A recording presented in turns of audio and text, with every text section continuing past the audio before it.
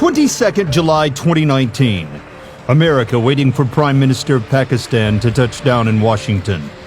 Lots of intelligence reports about Imran Khan may have been circulating in the State Department and White House to keep President Donald Trump informed. Here's a short story of Imran Khan and his struggle.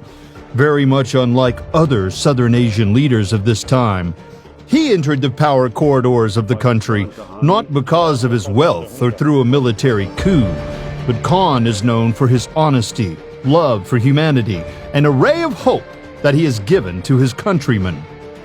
May it be a cricket field where he called for neutral umpires, for honest decisions, or ruthless accountability currently taking place for a corruption-free Pakistan.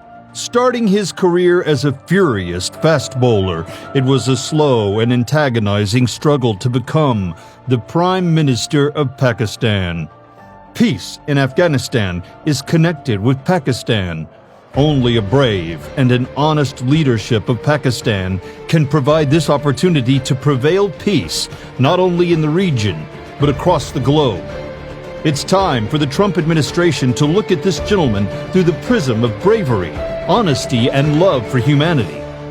Together, the U.S. and Pakistan can ensure peace if America desires.